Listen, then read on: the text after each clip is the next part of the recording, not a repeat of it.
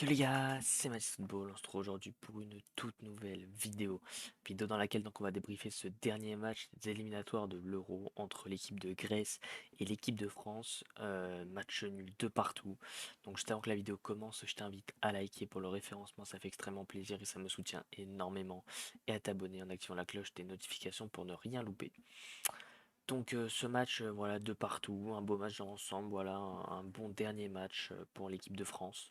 Avec un but de Randal Kolo Muani à la 42e minute. Voilà, grosse frappe sur le côté droit, Vlachodimos ne peut rien faire.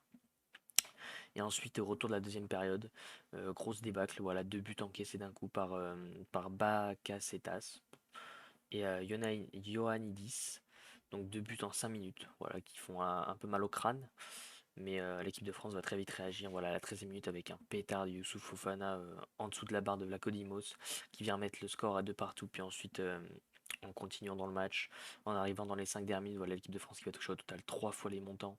Voilà, avec bien évidemment le centre de Coman dévié par un joueur grec qui va toucher 2 fois les poteaux et une frappe de Kylian Mbappé à la dernière minute du match. Voilà, grosse frappe que Vlachodimos sort et met sur la barre transversale.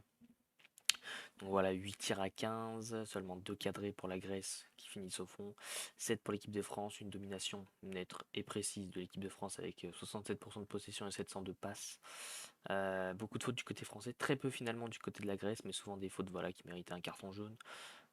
Beaucoup de corners, 9 corners, et surtout l'équipe de France voilà, qui va sans aucun mal, on le savait déjà, se qualifier pour 7 euros, pareil pour les Pays-Bas, et donc l'équipe de Grèce qui devra passer par les barrages au niveau de la compo d'équipe, les mecs, voilà, Deschamps qui avait fait tourner Brissamba à la place de Mike Maignan dans les buts, voilà, qui est sur le premier but ne peut absolument rien faire après une reprise de volée incroyable, donc de Bakasetas, et le deuxième par contre où je pense qu'il peut au moins plonger, essayer de faire un truc. Mais bon, voilà.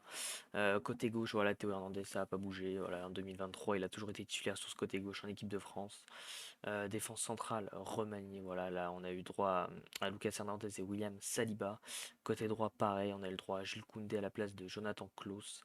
Une défense qui a fait le taf dans l'ensemble. Saliba qui a livré un très très gros duel face à Ioannidis.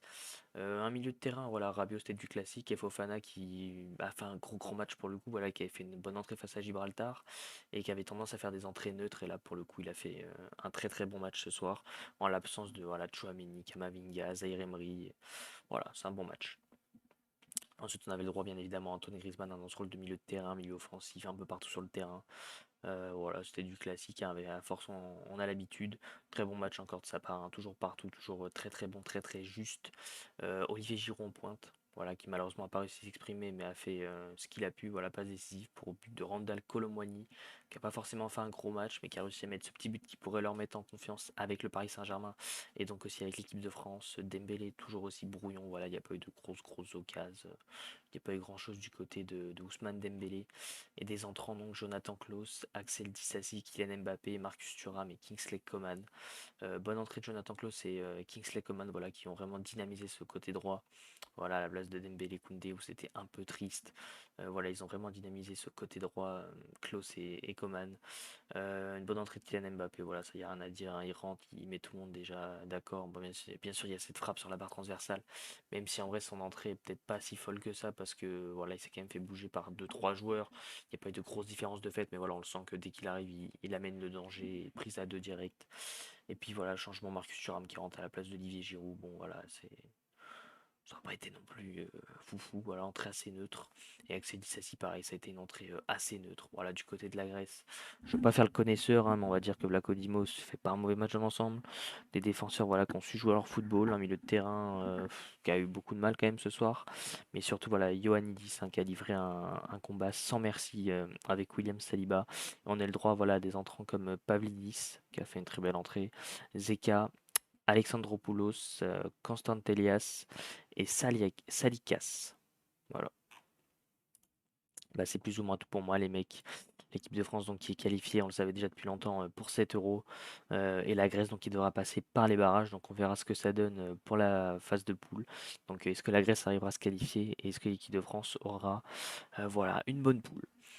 Donc bah, sur ce, c'est tout pour moi l'équipe. Donc comme d'habitude, si la vidéo vous a plu, je vous invite à liker pour le référencement, ça fait extrêmement plaisir. Comme je vous l'ai déjà dit, ça me soutient énormément et voilà, ça me fait kiffer. À vous abonner en activant la cloche des notifications pour ne rien louper. Et bien évidemment, à commenter en me donnant vos tops et vos flops de ce match, que ce soit côté équipe de Grèce ou côté équipe de France. Sur ce, c'était Match Football. Ciao l'équipe.